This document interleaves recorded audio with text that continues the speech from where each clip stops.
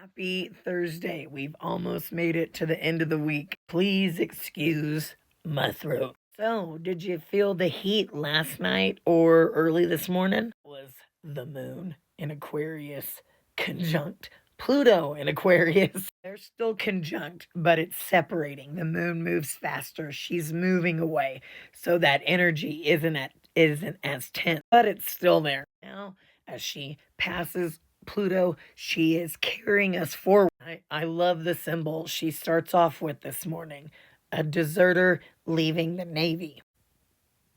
This is a moment of walking away of what oppresses you, what binds you to some collective story that doesn't feel like yours because it's not.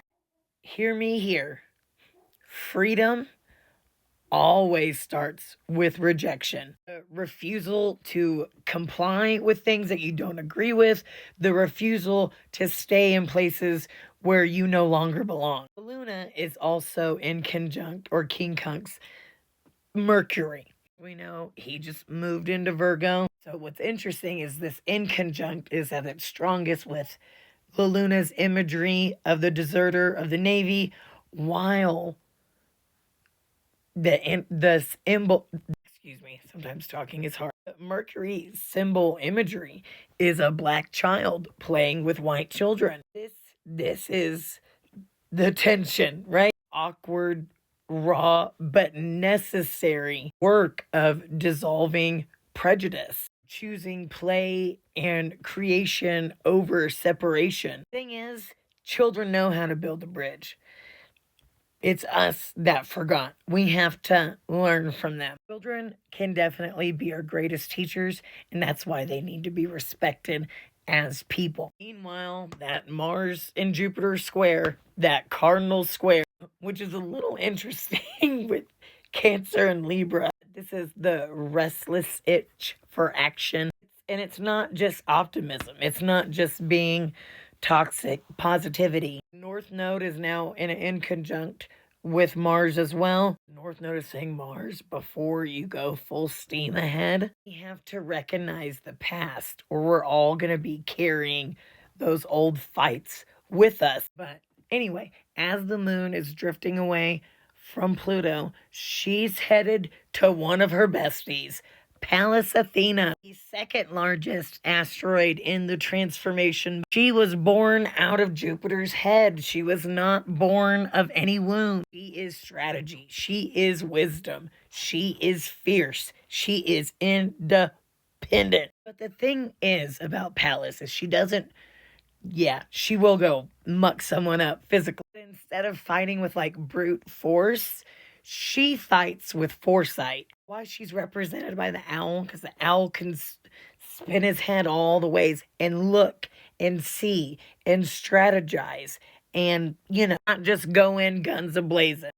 The thing about Pallas is one of her strongest weapons is clarity. And then Mother Ceres, the biggest dwarf planet of the transformational bridge, otherwise known as Demeter, goddess of grief, love, nourishment. Remember, she's opposing Mars. Her symbol today, as she opposes Mars, is a Native American woman weaving a blanket. So it's not just conflicts, it's weaving the threads.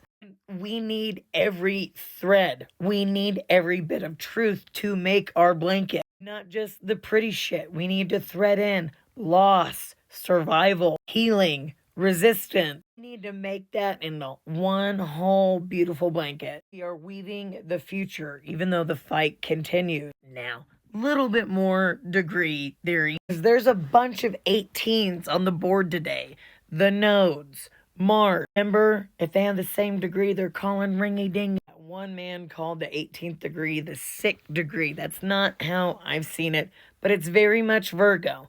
It is very much, are you going to keep doing toxic things, or are we going to purify our vessel? A lot of people associate that number with addiction. I see that too. I also see it associated with grief. But to me, it's also not in the same vein of kill or be killed, but it's heal or be sick. Now, I love I love where Mars is at right now.